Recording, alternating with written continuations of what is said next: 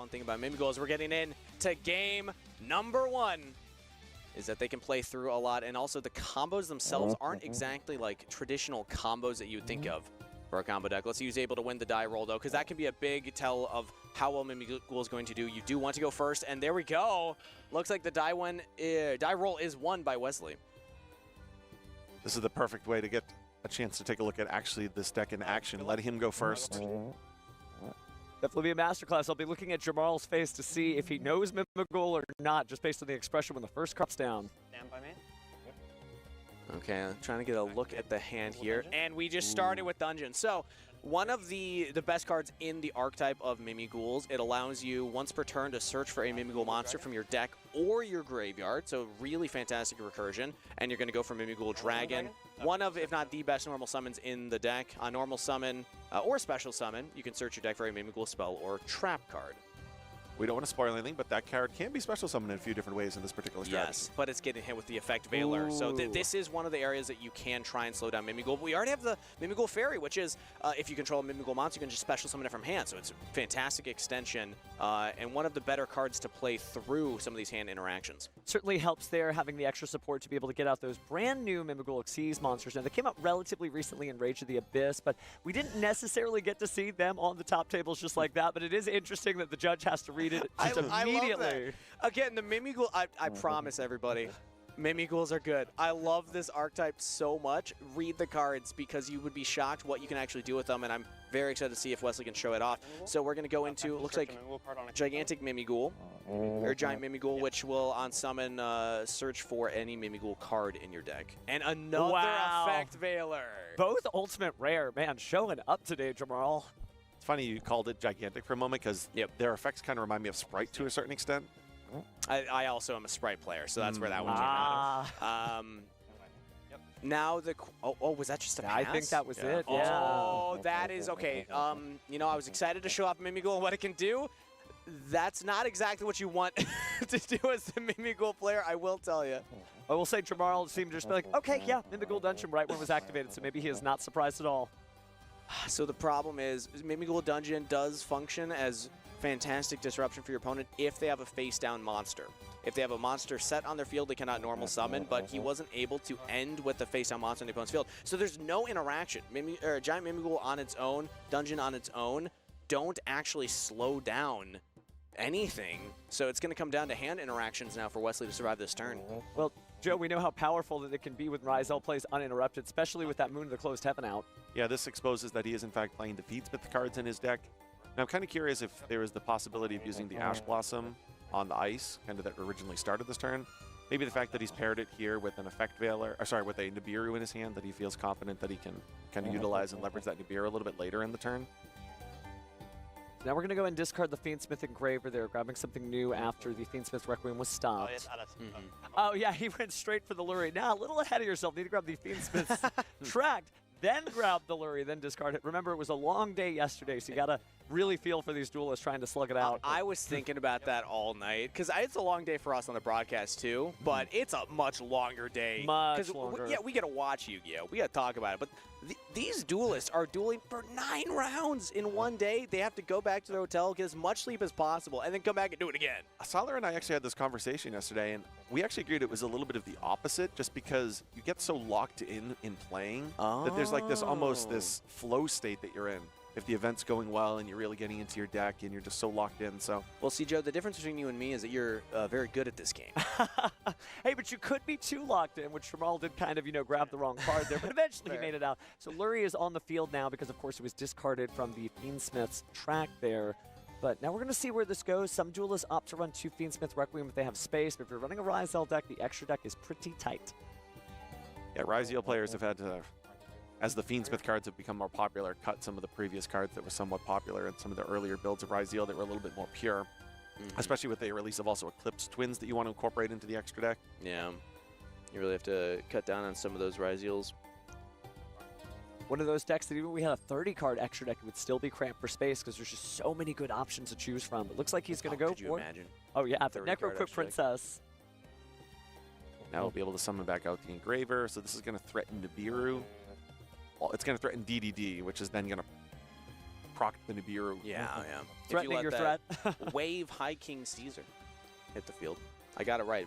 I think so. I think so. I think I got it right. 2 level 6s on the field, and it looks like it's being allowed to overlay. All right. Well, touche. The network has been overlaid, and Wave High King Caesar on the field. So Nibiru is no longer disruption anymore, and we're just going to keep playing. Maybe he was so concerned about keeping the giant Mimigool that he didn't want to use Nibiru the Primal Being, but we'll see if that ends up paying off. I do not think that's worth it. The only problem is that, like, it's only dealing with the Wave High King Caesar. You're not stopping the rest of the turn.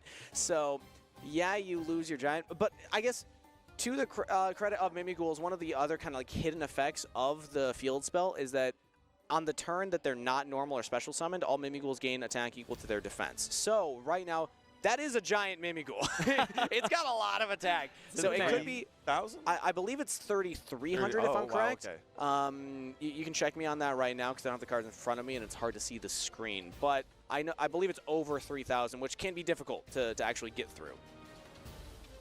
Hopefully, Jamar has some knowledge of the deck well enough that he doesn't make a mistake of perhaps attacking into it with a monster that's not quite strong enough. Could you imagine? Because again, every Mimigool card, I think part of the strength of this deck is that they all have 2 to 3 effects, and sometimes you miss one of them. And if your opponent misses that one effect, the crucial important one.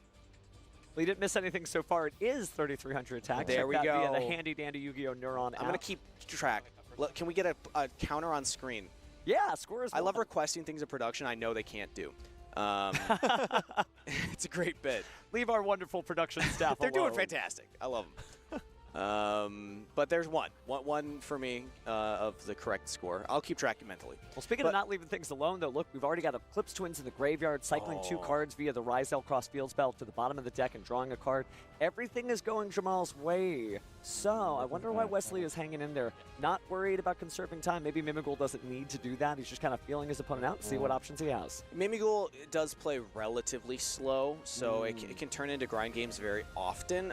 A lot of it will, like, how quickly can you end a game will come down to what extra deck monsters are you running. Because the Mimigool monsters themselves, they're pretty small. And yes, there's another hidden effect. Giant Mimigool has multiple effects. One of them is that your non-Xyz Mimigools can attack directly if your opponent controls a face-down monster. So you can do a lot of damage that way, but they only get the attack buff the turn that they weren't summoned, normal or special summoned. So I don't expect that to really come up right here. I think it will come down to, can Jamarl end the game this turn, or can he just put up enough disruptions so that Wesley can't really do anything on his turn?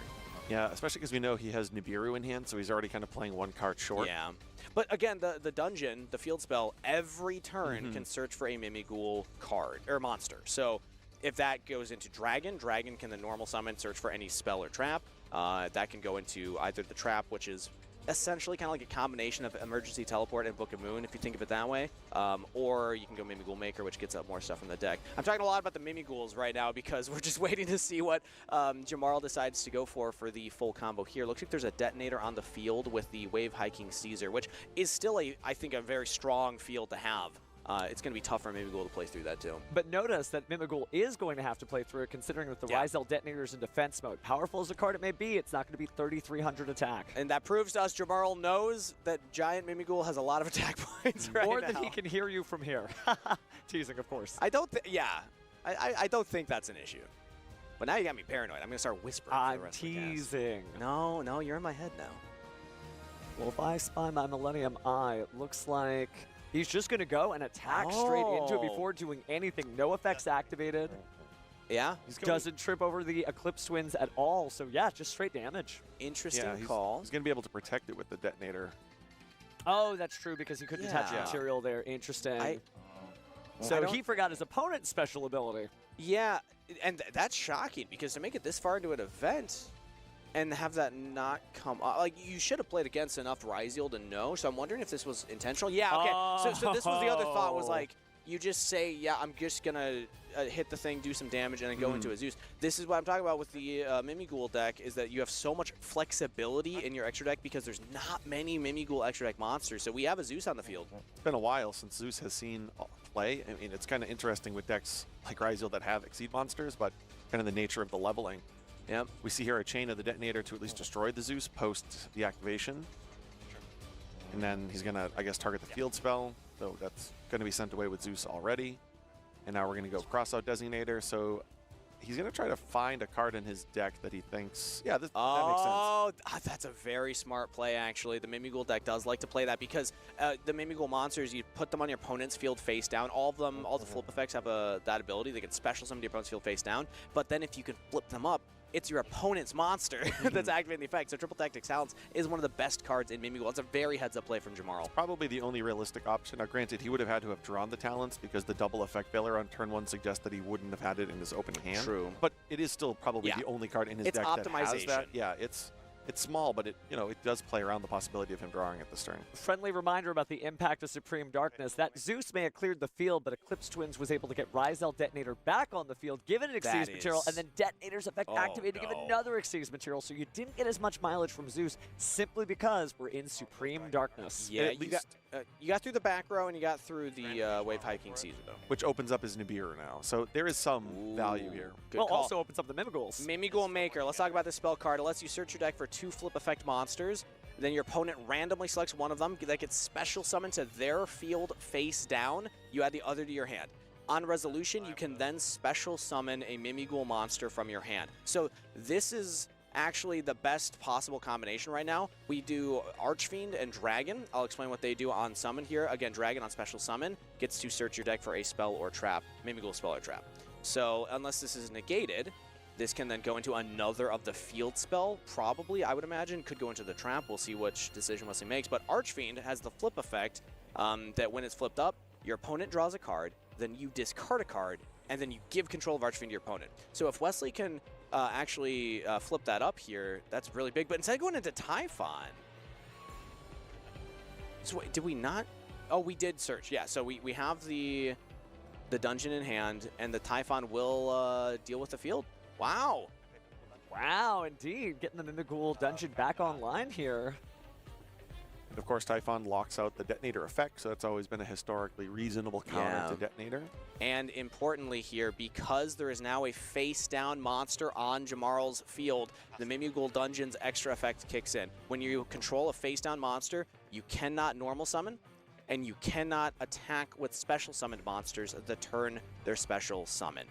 So it really slows down Jamarl's options. You really have to flip that Archfiend before you start going for your plays, and then your opponent gets to draw, you have to discard. This is the strength of Mimighouls. It's all about the field spell and what it limits your opponent from doing. They have to flip up and see what's inside of all those chests. I definitely understand how Wesley got this far, though. I mean, think about the field he was facing and how much he has stabilized this game. Another really awesome interaction there is the Eclipse Twins had been activated earlier in the turn, so not only did he deal with the detonator, he actually dealt with the twins, at least this iteration of the twins. Now, it's still in the graveyard, so it can be brought back with another detonator in the future, but he actually dealt with the detonator twice with the twin activation already being used. And Typhon's still on the field, by the way. Indeed. So a monster with 3,000 more attacks effect is still going to be negated. It does include his Nibiru, but for the purposes here, let's assume that Typhon is removed from the field. He survives. He could Nibiru main phase 2. Yeah. Patience, he held the Nibiru and did not use it to stop the Wave Hiking Caesar. He trusted. Giant Mimighoul is so giant. 3,300 attack is too much for Ryzel to just get through through its engine. But if Ryzel can't, maybe Fiendsmith can. As Lacrima sends the Fiendsmith in Paradise to the graveyard, we might be seeing Desiree and friends soon. Oh, but Abyssal Baldrake first. Going to go ahead and banish that Necroquip Princess. We might be seeing a Chaos Angel. Oh. Which couldn't activate its effects. That'll just be attack interesting. over them. But it can't attack the turn special summon until because you flip of the dungeon, Archfiend. So you're going to have to flip that at some point. But this is another effect. Every Mimighoul card has extra effects. You need to read them. When you special summon a monster, or your opponent does, you can banish Mimighoul Maker, the spell from your graveyard, to flip a monster on their field face up. So now you're forcing the activation of that Archfiend. Very similar to Fiendsmith in Paradise, just for the Mimighoul strategy. But it's an interesting time to do it. You could have waited for the Chaos Angel, or just not used it, because now they can attack with special summon monsters, and they can also normal summon monsters. But no Chaos Angel. Looks like instead we're going to Fiendsmith Sequence. Oh. And, since we know, I'm going to whisper again because you got it in my head. There's a Nibiru in hand for Wesley, so this could be an incredible bait that you let Jamarl extend, clear the Typhon, main phase 2, you drop the Nibiru. It's basically an unreadable Nibiru, too, because Maker was the card that was drawn the previous turn, which makes sense because he would have activated on the first turn. He also threatened the High King and did Nibiru then. So it's a Nibiru that's unreadable because he already, quote-unquote, checked for Nibiru earlier. Very impressed with Wesley's play. Jamarl's also playing this very well, too. I mean, like, you're pulling off the combos correctly for Ryzeal Fiendsmith, but when you're playing it's such a unique deck with so many unique interactions, it can get tricky. Okay, now this Typhon is off the field. Nibiru is now live. Oh, boy. So now we can normal summon. We've been lulled into a false sense of security almost here. So we're going to go ahead and use the bonfire there to grab a Ryzeal. So Ice Ryzeal could be, going to go ahead and just summon that out and try to special summon from the deck with Akman on the field. I think you don't let them overlay here, I would imagine. This feels like the time. Well, we do have X, which is annoying. We already duo drived, so it depends on if he's playing multiple. He's not playing multiple duo drives. Straight But the problem here is this is going to try to... Yeah, the Eclipse Twin still. So you just that's chain smart. it, you Nibiru him. Oh. The unreadable Nibiru. It's almost like having a trap with Jinzo on the field, right? It's like, why would you set that? Because I knew this was going to happen. And precisely that, right? Clearing out the detonator before it even has the Eclipse Twins attached. I mean, I still think you probably would have done it earlier, though, to avoid this destroying your dungeon, because dungeon is a recurring piece of card advantage. So in one end, yeah, it's great that the Nibiru came down, but I think, assuming it was 5 summons, I would have certainly done it prior to the detonator hitting the field. I'm almost certain it was. I wasn't keeping track, so who knows, but yeah. Unless he has another copy. In hand. He might have another copy. I think I actually saw that earlier, but still, I don't think you would just waste it. Could be trying to get rid of the detonators in advance. Think about that. That's one less detonator to deal with. And we talked about the tight extra deck. A lot of decks are only running the 1 to 2, so if they are on 2, you will get that information for dual 2 also. Speaking of 2, we're actually passing the turnover to our Wesley because the token's enough. Just shut things down. Okay, so we're going to put Lacrima back in the deck here to activate its effect. Activate Day is appearing. Is Lacrima effect for the... Oh, yeah, that's fine. Certainly an interesting duel. It has gone really swinging both directions, right? Every player has gotten to do exactly what they want to do, but just not quite enough to finish things out. Another of the many reasons that you should give Mimighoul a shot. It's a fun deck to play, but this is how pretty much every game goes. Like, I don't think I've won a Mimighoul game in a single turn. It takes interaction and back and forth and really grind out your opponent. And we have another Mimighoul Maker. This is that same spell that we saw earlier. Gets to search for 2 flip effects. And it's any 2 flip effects, right? Doesn't have to be Mimighoul monsters. That's where some of the fun building comes in. You can do a lot of like Morphine Jar. Cyber Jar. Give your opponent Cyber Jar. Fresh off the list. You can run a couple of those. But there's a lot of fun options that you can do. I still think that just pure Mimighouls is probably the best way, just because you don't want to draw those other ones, and you can't guarantee giving it to your opponent because it's kind of 50-50. But this two in particular, just going Archfiend Dragon guarantees that you will bare minimum at least get to like a rank 1, which could be Giant Mimighoul, or there's another Mimighoul Xyz we haven't seen yet. We'll see if Wesley's on it. And it looks like it's the same. This is the one that I like. I rather give my opponent Archfiend and summon the Dragon than give Dragon and summon Archfiend. But the benefit of giving Dragon in this situation is you summon the Archfiend, flip the Dragon, and Dragon on flip, we haven't seen it happen yet, but on flip summon, or just flipped face up, it destroys all non-Mimighouls and, or all face up non-Mimighouls on your field. So it like would a Thunder Crash, wow. Yeah, it would clear the token and the Agnonde, but because of this, we're just going to get the dungeon, which is still fine. We can just search for another Archfiend from deck or graveyard. So Agnonde is now going to kind of swap itself out for the Desiree. Item Day give Agnonde makes it lose effect. Okay, so now we have the effects negations. And So- And that would be enough, right? Remember, it's 3 all at the same time, but still 1 burst of 3 negates is very powerful, especially when it does not target. But we haven't gone battle phase yet, so theoretically, what is piercing effect? I think Wesley can deal with that with the Nibiru. We'll see what the plan Wesley has is. I didn't see how big the token was. I wasn't keeping track of the math, because you also want to deal with that at some point. Pretty big since it was Detonator and a couple of other monsters as well, so it is a little scary. Yeah. So it looks like we have another dragon in hand, I imagine. And I think I see a triple tactics thrust. Oh, that's Yeah. big. Thrust is very strong. Mostly because he gets to talents. Yeah. I was about then- to ask, what was in his deck? Does he have talents? Probably a Uh, single copy at least. Yeah, it looks like he has a copy. Talent two, is actually. a very popular card to run in Mimighoul because again, your opponent is activating the flip effects, but also it's good even into their own cards. So we're gonna normal summon the dragon. We've already used the once per turn effect to search, but we can now overlay and go into the extra deck for something else here. Is this going to be another giant, or are we going to go into the throne? Giant or throne is the other one. On summon, you can detach material to summon a. It's option number 3. It's number 3, actually. No, number 31. I was close. All right, so that I'm 1 for 2. The embodiment of punishment. Now I have to say, this is again the flexibility of the Mimighoul deck is that you have so many different extra deck cards that you can run. Run us through that one, Steven. So we don't see this every day. So again, once per turn during either player's turn, you can detach an Exceeds material card, which Wesley just did. Change all monsters your opponent controls to face-up attack position. How great for Mimighouls, right? Yep. Then, all monsters your opponent currently controls must attack this turn if able. That's a quick effect, of course. But I think you can just use it for that Book of Tayu-like effect to flip your opponent's Mimighouls up. Then, wow, this is crazy. While you control number 31 Embodiment and Punishment, this card gains these effects. Oh, because this is number 13, not number 31.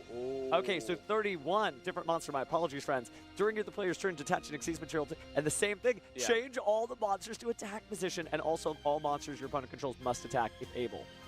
Thank you for updating us on what the Xyz monster does, but it flipped up the Archfiend. We ripped the last card out of Jamarl's hand, drew a card, and then linked into Relinquished Anima to deal with the token, and that's it. That's Yeah, game 1. that's it. Applause Mimighoul from the takes game crowd. 1. Wow. That number 31, it's almost like this entire strategy was based on a card like that. It reminds me a little bit of the Mind Hacker with Kashtira, where all of a sudden a new Yeah. strategy comes out and you're like, whoa, this is almost a custom card from years ago. Yeah, Diablosis really paired well with Kashtira in the same way that both number 13 and 31 pairs. It's funny because 13 and 31 do almost the same thing, except they're looking for each other, so it's an easy card to mix up. But Wesley didn't mix anything up here. He is sort of lightly absorbing that little smile, but trying to keep his temper in. Let me tell you right now, dozens of Mimighoul players around the world are very excited. Dozens of Mimighoul of fans. us. Were you playing 13 or 31 in your Mimighoul strategy? I gotta say, I'm a little embarrassed. I might have overlooked that one. You better now. I'm gonna go check It's a it out. custom card. I'm gonna check out the vendors here. Yeah. It's a That rank is a 1 custom Xyz card, yeah. that flips all their monsters. You just give them Mimighouls, so- you're like, up, guys, up. Like I had been saying, the flexibility of this deck is out the wazoo. The way I played it, I haven't played it in a couple of weeks here because of the original Sinful Spoils ban. Oh, I was yeah, I actually played playing that the list Snake against Eyes you, yeah. variant of it. I've talked with other Mimighoul enthusiasts on the All internet. dozens of them. All dozens. You know, we have a Discord. We don't. But the way I was playing it was use the Snake Eyes cards because they're all level 1s, and you can go into Giant Mimighoul because it's a generic. You just need any 2 level 1s, and then that gets into your Mimighoul cards. Alternatively, if you open your Mimighouls, you can also just play Snake Eyes stuff. So that's how I chose to build the deck, but that makes the extra deck much more limited because I'm looking for then Snake Eye cards and things that combo off of that.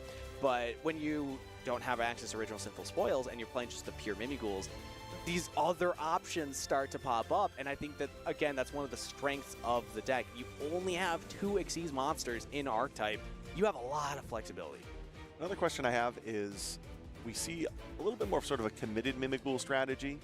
What are your thoughts on the Kashtira variation? Why would players incorporate that into this deck? Yeah, so I am a little shocked that anybody would think of playing Mimighoul without Kashtira, just because of the innate synergies. Again, it's kind of like the triple tactics talent. Your opponent is the one activating the effect. If you can put a monster on their field face down and then flips up, and you have a Kashtira Unicorn, you get to take away one of those important extra deck cards. Plus the Unicorn, obviously we know this with the Birth, you can go into all kinds of extra deck plays. But it isn't in Archetype. It isn't like your own Mimighoul engine, so maybe that's the reason to not play it. And also, it can be inconsistent to make sure that you are flipping up a monster in your opponent's field. As we saw in that game 1, I think he only did it twice. So, and neither of them, or only one of them was on his turn with that that overlay play when he won the duel. You didn't need the Cashier Unicorn to take anything from the opponent's deck. So maybe that's the argument that Wesley's having here is like, it's almost like a win more. Like you don't need it to do what Mimighoul is actually trying to do because it's inconsistent to guarantee that you're going to force them to activate a monster effect. But that would be the theory behind it and why I play the Cashier cards in my variants is that it's their effects activated. Well, you've been the resident Mimighoul expert. What are you worried about if your opponent is on Fiendsmith, Ryzel, and they're going first? How are you going to have to play through it, or what are you scared you can't play through from a turn 1 board? Well, so the benefit of things like Triple Tactics, Talent, and Thrust is that you're running them main deck no matter what. So those are obviously great going in second cards because you can try and play through a lot of what your opponent's going to set up. So I'm imagining those are staying in. The weakness of the deck that we saw is it does play slow. Like you're probably going to give your opponent a turn or two before he can close out the game. So that I would say is the biggest scary thing with Fiendsmith is because they have such incredible recursion. You have to deal with so much every turn.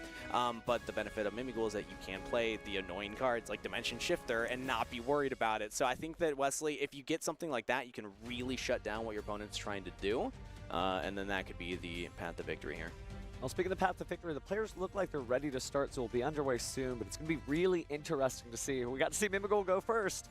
Now we get to see what it looks like if Jamarl takes first, what it looks like for Mimighoul to go second. I'm just so happy, man. Hey, it's exciting to see all of these different decks, whether they got recent support or whether they're just part of Supreme Darkness. I mean, really every card counts. Somewhere out there, there's people who are like, Reign of Mercy. This is my favorite card in the world, right? I'm going to make my entire deck just about this card. That's what's great about the Yu-Gi-Oh! Trading card game. With thousands of cards to choose from, everybody's got like their own little concoction of interesting cards and combos. And the best part about decks like Mimighoul, Ryzel, I'm not going to say it's solved because we've seen so many different versions of it just at this event. But there's kind of like a consensus of, oh, there are these different ways to play it depending on what you like. But Mimighoul, because so few people have really experimented, it's like, yeah, you look at a list, it's going to look completely different than somebody else's list. So game 2, the list for Wesley's working. Will it get another win, or can Jamarl bounce back and bring us to a game 3? And this one will be the real challenge. There are a lot of decks out there that going first have enough within their strategy to win. It's really those decks that can still do that going second. I see a Shifter in his hand. Oh, that, yeah. No, again, the only thing that slows down is your grave effects. So things like the Maker, which we saw where you can banish it to flip a monster face up, or Dungeon can grab a Mimighoul from your graveyard or your deck, but neither of those are game breakers for Mimighoul. Like, you're fine without those two. Could be mistaken. I would have expected it to be activated. Maybe some of the Mimighouls just look like Dimension Shifter from a quick glance at the hand, but... Well, you may want to hold on to it right now. I feel it would be the time you would do it, but at the same time, what are you going to get off of it, right? The Engraver, potentially. True, true. You would want to activate it before the Engraver happened, but since he started off with these rank 4 plays and it's kind of... Well, he's not locked in yet, but... Oh, okay, maybe now. Maybe now. I'm not... It's tough to see. Again, the cards are angled from our view, so we're not exactly sure if he does have it. The fact that he's Looks holding like it's it. second to the left, but I could be wrong. From relieving roughness to soothing skin, there's Before and then there's Aquaphor.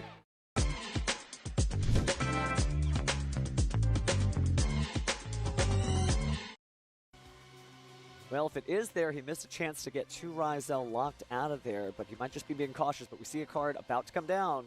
Which would also shut off cross draws this turn, too, but... Yeah.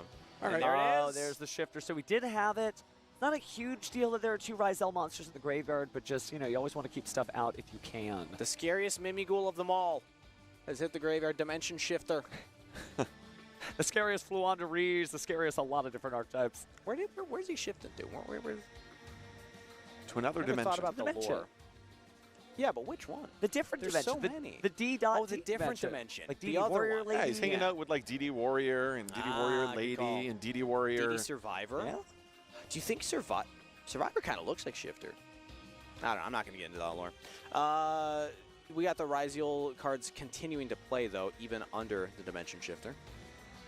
Does help a little bit because we're not worried about, you know, your monsters that you would typically send from the extra deck to the graveyard, like your Mirror Logic Aggregator, which we haven't seen as much. Eclipse Twins is kind of taking that slot, but even Eclipse Twins can't be used right now, so the Shifter's still putting in work. It just kind of Not exactly what you were hoping for, but at the same time, Moon the Closed Heaven could go into the Fiendsmith combo. None of those Fiends would be going to the graveyard, so Shifter's still doing Shifter Yeah, stuff. this is, I mean, it is great. It's just a matter of could it have been better? Yes, He's going to yes. stymie any plays from this point forward. You just could have done this with the 2 Rise Eels in the Banished pile, and then in addition to that, played around some of the triple tactics cards. To a degree, great is the enemy of good, right? He's still doing good work there. So let's see, does the Mimigul strategy need the graveyard at all? Again, the only things that really changes, the trap, and so we haven't seen it yet, but Mimigul Room is the trap card. It does have a graveyard effect, as well as Mimigul Maker, the spell, normal spell, but those are kind of like bonus effects. Mimigul does not need the graveyard, to answer your question. The graveyard can benefit them, but... Oh, okay. Yeah, it looks like play passed over to Wesley, and he's starting off with a Mimigul monster set. Yeah, so this is a powerful effect. All the Mimigul flip effects can special summon themselves to the opponent's field face down. Normal summon of Archfiend then lets you pick a face down monster in your opponent's field and flip it up. Dragon on flip destroys all non-Mimiguls that are face up on the field. Wow. Jamarl's only mistake was not showing up to the tournament with his own Mimigul monsters. And now That's he a can good go point, into Steven. It's a great point. the Giant or the Throne. I'm going to imagine Giant Mimigul here. Yep, Giant Mimigul, you get the search. You can go for the field spell, which I don't think he has in hand. Yeah, I don't see a spell in hand. Unless I missed it. But it's incredible because you can go for any Mimigul card. There's other options we haven't seen yet. Things like Mimigul Fairy just lets you special summon it to the field as well. We saw that game 1 very early on, but if you just need more bodies on the field, you can do that. Dungeon's the most important one if he doesn't have it in hand already. Yeah, I think the Dungeon is the logical choice because of the reoccurring card advantage, especially if you plan a long game against Fiendsmith Lacrima. And you can always, on activation, or not on activation, but once per turn, search for a Mimigul monster. You can grab another Archfiend and then summon it to your opponent's field face down. And then because of the field spell, they have to flip it up before they normal summon a monster. Looks like we just attacked here, and the face down didn't do much. No mirror forces to speak of, but battle is not downer something Zeus. typical or worried. Yeah, I think we are downer. So this would be the only downside of the Shifter is that if you have Mimigul Room, the trap in your graveyard, the graveyard effect is you can banish it to bounce any Mimigul cards face up on your field back to your hand. So you could dodge your own Zeus, but the trap's not even in the graveyard anyway. Oh, and that is a critical bluff that is lost. The bonfire being gone there just to set as if he had something. Yeah. Now he won't have something next turn. I have to imagine that's because he has a redundancy in his hand. The only reason you would set that is if you had a bunch of just engine cards in hand. Yeah. So how often do you go into Zeus when playing the strategy? Is that something all the players should time. expect? Yeah. So All the time. It's a core part of the strategy. Because again, you're using all level 1, so you can do things like Lyrilusk Assemble Nightingale because it's a generic level or rank 1. They can attack directly, and then you can go Zeus. That's like one of the first lines that a lot of people, when they read the Mimiguls, were like, oh, it's just a rank 1 deck. That's fun. It really was just a Zeus deck on the first wave of support. It's not doing too bad as a Zeus deck right now, but it looks like we are going to go ahead and pass play. Jamarl draws for turn. I didn't see what was searched. I'm imagining that's a Mimigul Archfiend, but I'm not sure. We'll find out soon enough. Jamarl peering into his hand, getting ready for that first play. Looks like he has an Ash Blossom. I have to imagine he has some type of engine. That's why he set Bonfire or another copy of Bonfire. No, whatever it is, it's not obvious to him yet. Thinking about his plays. Gonna go ahead and just rip the Band-Aid off. And there's the Archfiend. So now your opponent draws, you have to discard. Oh, what an interesting way to get Lacrima into the graveyard. This is the downside of Archfiend, is that the discard isn't always bad. Like, it doesn't always slow down your opponent. Sometimes there are things that they're like, oh, I'm fine to discard this. And at least it's a send in case you get paired up against the Dark World player. Oh, yes, that's true. It's a good point. I never thought about that, actually. Hey, there's been new Dark World stuff. Anything can happen. Mimigul's up here. Why not Dark World? You know what? I shouldn't laugh. You're right. You're right, Steven. Shout out to the dozens of Dark Worlds out there, too. But now we see Ice, and this will be the really big question. Now that he has his access to the graveyard, I mean, Lacrima's already in the graveyard, but he has his graveyard, the Dimension Shifter is worn off. How much defense does the Mimigul player currently have here, besides that Zeus? Did we see the set card? I don't remember. I didn't have a good look at it. So if that is Mimigul Room, that's the trap. We haven't seen that yet, but it allows you to special. Okay, well, we'll get to that if it comes up. Here's Exciton Knight. This is I think we're gonna see it soon. Threat. Yeah. This is like the older Zeus versus the real Zeus, who are all newer versions of Black Rose. So it's like Black Rose was the original, right you and are, then Joe. Exciton Knight, Right you are. And then Zeus. Back in my day, it was learned Chaos them, Emperor. kids. Yeah. Good old Crossroads of Chaos. What a set. Okay, but now we get to see what is this face down card. Thinking about it? I think he's going to do it. There isn't an immediate need to activate it because anything that's summoned will go to the graveyard, and because it's happening in the chain, you won't even get like the search effect of like a Mimighoul Dragon hitting the field. Yeah, that'll be it. Yeah, so that makes me think it's Mimighoul Room. There's just no need. Yep, there it is. So you didn't need to activate it. It does have a graveyard effect that won't come up because the graveyard effect bounces face-up Mimighoul cards on your field back to the hand. There are none. But what it does on activation is it summons a Mimighoul monster from your deck, either face-up to your field or face down to your opponent's field, and then can flip a monster on your opponent's field face down. So very, Infinite impermanence. Oh, the cross-out designator. That was insane. First off, Wesley holding that card. Maybe that was what was drawn off of the Archfiend. You never know. Having access to that cross-out designator, fantastic for Jamarl to play through. Cross-out designator still does a lot of work. We talked about how Metal Tronus is becoming more popular. I would never imagine it to take the same slot, though, because of the unique interactions you have here. Cross-out designator stopping the infinite permanence and getting us right to this combo from Jamarl. So I know Wesley has another copy of Dimension Shifter in his hand. There's only 12 minutes on the clock. What do you think Wesley would need with 2 cards? Because considering one of them in his hand is already Dimension Shifter, what could he get with 2 cards that could get him out of a situation with Detonator on the field with what Jamar's about to establish? I'm thinking Mimighoul Maker is probably the only thing. But even then, I don't think that's enough, because if you get Mimighoul Maker, you can a 50% chance to give them a dragon and then get your Archfiend, summon Archfiend, flip up the dragon. It will destroy all of their monsters. But like that shouldn't be enough. Do you think it might be worthwhile to concede? Okay, literally. Yeah. I think that's very smart. You were just going to ask me. I think that's wise for Wesley. Use the time that you have. You have the advantage of winning that first round, or first game. So now we're going to go to a game 3. Jamarl takes game 2. And that was my kind way of asking, does he have a chance if this game were to move to the next turn, or should those 12 minutes perhaps be saved for having the opportunity to go first in game 3? Jamarl certainly smiling there. Certainly feeling the pressure of Mimighoul, like, oh my goodness, I survived. I have seen that face. Let me tell you, I've gone to locals a couple of times. I've seen that face often of, that's what your cards do. Well, it's a scary deck you got there. And let me tell you, it is. You flip those chests up, and you're not a fan of what's inside usually when they're on your field. So Jamarl feeling that right now. Now you're going to be realizing that turn 1 or going first Mimighoul is the best way to play it. You were asking me, Steven, earlier, like, what are your turn 2 options? They are limited. He had the Dimension Shifter, but it was not enough. Like the set Bonfire maybe was the bait. Like the double Zeus felt good for the Mimighoul player, but only having the 1 activation was tough. Like, you can't stop the Exciton Knight, which maybe he should have just gone for it. Like, allowing the 2 level 4s to then overlay when you had the Zeus on the field, then you have no defense. But I also understand, like, you're in a tough position no matter what as Wesley there. It's an interesting philosophical point. Notice that Wesley doesn't try to get rid of materials on the field. He always waits for the threat. So he didn't use the Dimension Shifter when there were 2 level 4 monsters on the field. He waited for the Moon in the Closed Heaven to appear and then discard Dimension Shifter. Yeah. He didn't do anything with the Zeus when there were 2 monsters on the field. He waited until after the Exciton Knight. So maybe that's just something that after playing dozens and dozens of games with this, he's like, oh, this is the time to do it. But that may not pay off in every duel. And you know what?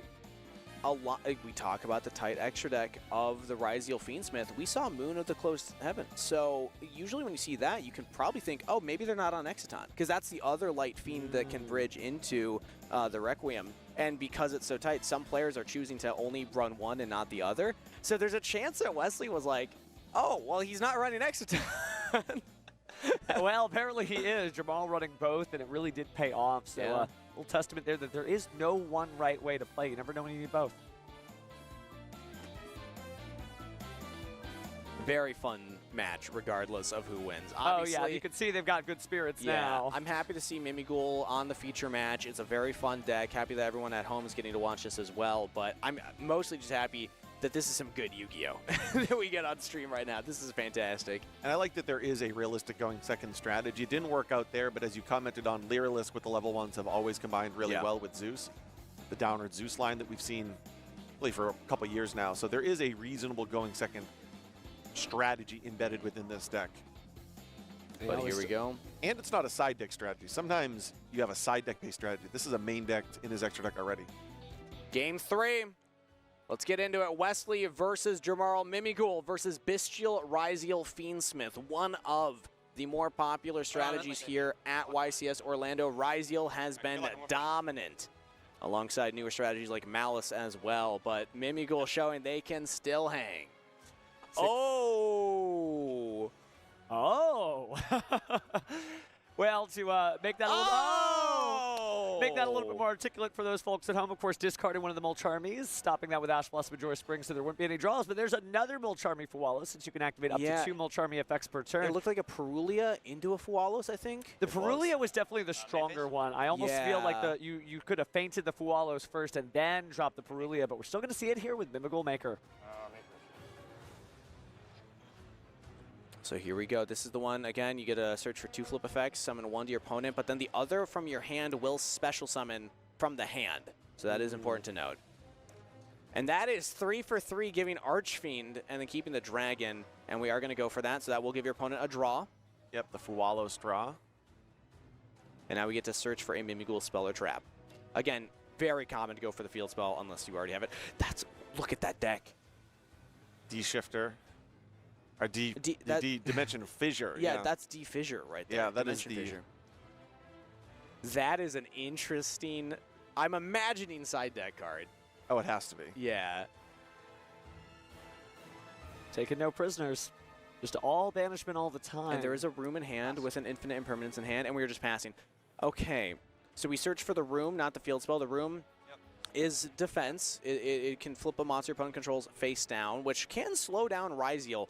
Maybe not as strong at slowing down all of Fiendsmith with Ryziel if you open both. And yeah, we do have Ryziel. There's so many of them. I'm imagining we also have one of those. I haven't seen Jamarl's hand yet, but it could be tough to play through both of these. For what it is worth, in order to fit some of the Bestials and Ryziels and Fiendsmith, we haven't necessarily seen the complete maxed out Ryziel monster lineup that maybe we saw a little bit earlier. Just cutting here or there 1 or 2. I'm not talking about like significant reductions. But it's not inconceivable that he's not maxing out every single one of them. Yeah. Nope, looks like things are starting to heat up as the Mimigul room is flipped up. I will correct myself. However, he's playing 46 cards. So he has, instead of cutting a Ryziel, he's just decided to go higher and higher in deck count. That's just adding the Bestials, basically. But here, the Mimigul room will activate, and the first effect lets you special summon a Mimigul from your deck, either face up to your field or face down to your opponent's field. And the Maker's in the graveyard, so anytime a monster special summoned, you can flip a monster up. We have choices. We could go for, okay, we're going to go for the Master. I was thinking you can go for Dragon to your opponent's field, and then you can Maker to force flip it up and destroy everything. Or Master basically does the same thing. On Summon, you get to search your deck for a Mimigul monster, and then during your opponent's main phase specifically, and we are going to do it. Okay, so we're... I'll do face up defense. Okay? So we're going to flip up to face up defense. So we don't have the Dragon ability to destroy everything on the field, but we do have the ability to flip up the Archfiend instead. Force your opponent to discard, you get to draw, and then you get that Mimigul Archfiend. So getting rid of the Nibiru this time, no discarding Lacrima. 1 discarded Nibiru, 1 drew Nibiru in this situation. Comet's coming for us all.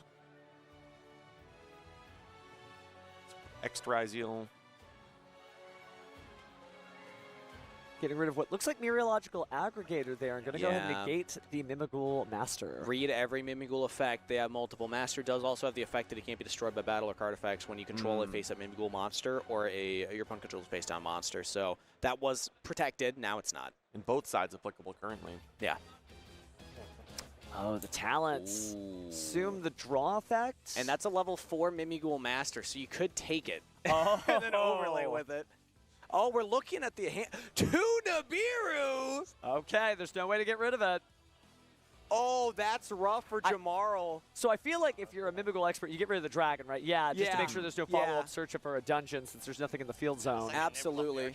With 4 minutes remaining in the clock, we're not going to see double Nibiru activated either, so we have to just get through both of them, or one of them being the only one that's going to activate with the time that's remaining. Jamarl just has to do damage. Master's only 1,800 attack right now. If you can just get damage in, we could play to the timer. Yeah. All right, so Sword Ryzel hitting the field. Yeah, let's go and grab another Ryzel from the deck. This time another Ice Ryzel. Wesley not feeling the pressure. You can see a wry little smile curving on his face as he just kind of cycles through his cards. He knows and we know that's an infinite impermanent set as well. So with that in the Nibiru, he theoretically is fine. And is this going to be the 5th summon now? We did Lurie, we did X'd, and we just did Sword. So this is the 4th summon. So if we just summon and attack the Master Pass, that honestly isn't that bad for Jamarl. It's putting Wesley on the draw, but they do have 2 other Mimighouls that can overlay into Giant and then Surge. But I think that's a pretty quick sequence, though. It's just to overlay the 2 level 1s right there on the field. So I can't imagine just putting Duo Drive and attack over Master is going to deal enough damage. I think Wesley will have plenty of time. And there's infinite permanence on the Duo Drive. And this is tough because now the next summon is in fact the 5th summon. It would force it. But I think if you're Jamarl, you do it because then the Nibiru's also dealing with all the Mimighouls on the field, which if anything, Wesley might rather have. There's a world where he just doesn't Nibiru. I was about to ask, his field looks pretty good. If you're only going to deal with one of these monsters. Yeah. The threat in Nibiru both controls Jamarl's gameplay, but means that Wesley's confident just not to activate it. Is it Fairy in Wesley's hand? It's Fairy, yes. Fairy. Which can special summon if you control a Mimighoul monster, but that's really all it does. It's extension. It won't have its own innate effect that can really help you out, so we're just going to attack the Mimighoul Master. 16, so I take... And one thing to note, that if you were to Nibiru, that Lurie's face down so it wouldn't get tributed. Just to put out the fact that if we are going to be playing a game where damage really matters with this amount of time on the clock, a face-down monster could just be enough of a defensive wall. True. It is just another piece on the board that needs to be dealt with in order for a direct attack to occur. If you don't deal with it, it can just go into the Fiendsmith stuff the next turn if they just flip it up. Right? Yeah, they're redoing the math there. I caught that when I was listening to player audio. Infinite Impermanence is negating Duo Drive, so Duo Drive is not reducing and increasing the attack of monsters respectively. Yes. With 1800 attack Master, should be, I think, 700 damage there. And it is negated from the aggregator earlier in the turn. Yeah, so it can be destroyed by battle. Certainly have to put a lot of resources just to play through Mimighoul. If you're a Mimighoul fan and your friends texted you and said join in and you're just now watching and you're like, he can't be destroyed by battle. No, it was negated. It is hard to walk by a game in progress of the Yu-Gi-Oh! Trading card game because you don't know everything that happened earlier in the duel. And you should be texting your Mimighoul friends if you haven't yet. Yeah, please, clip this, Twitch, clip this. Giant Mimighoul on summon now gets to search for a Mimighoul card, and it's infinite impermanence. Really good target to hit with that. You can still go and just attack the Lurie and go Zeus, but time is on the clock. A minute and 30. You really want to get damage in here. One of the unique effects of Mimighoul Room, you can dodge effects with it, but you can also use it to recycle your normal summon effects. You banish it from the graveyard to return a Mimighoul back to your hand. Just resummon that dragon, search for a spell or trap. Yes, the Giant Mimighoul was effect negated, but Dragon will go through.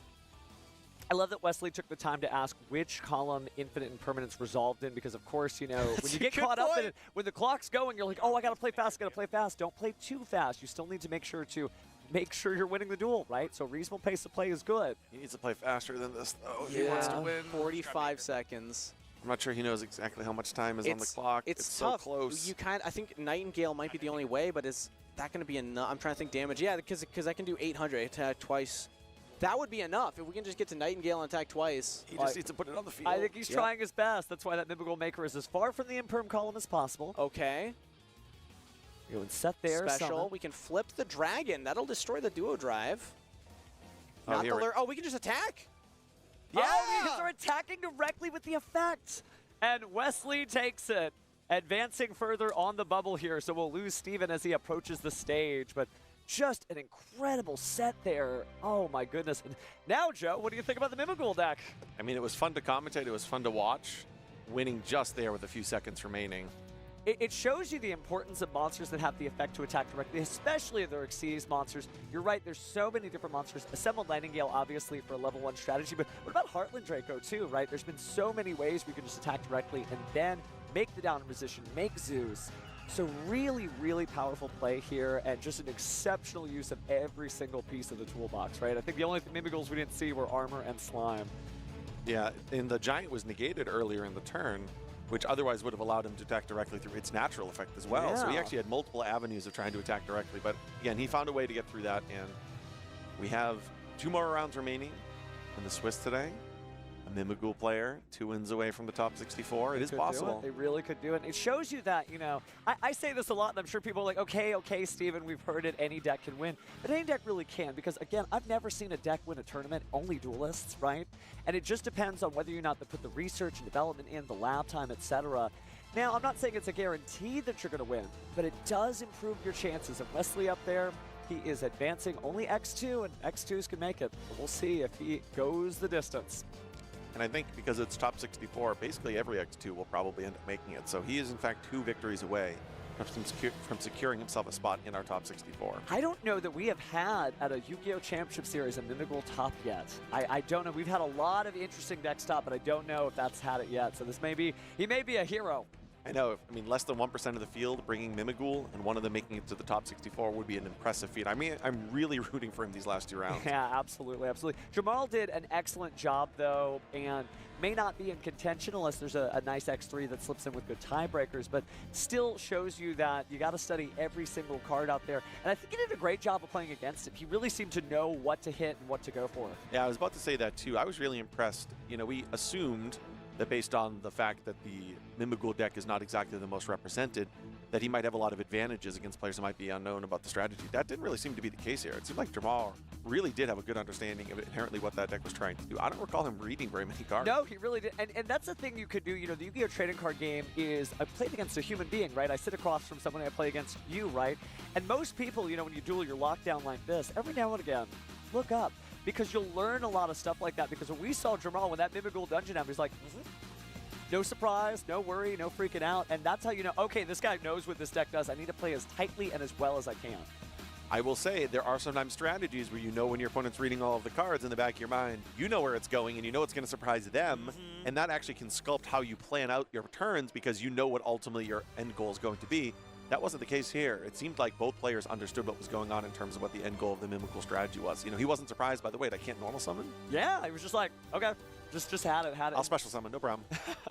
Well, it's really great to talk about Mimigul, but why don't we go down to the stage to let 2 Mimigul fans talk about one of their favorite decks right now. Here on stage, congratulations, Wesley, on your feature match win, as well as winning with Mimiguls, of all things, continuing on into round 10. I want to start off with that. What made you want to play this?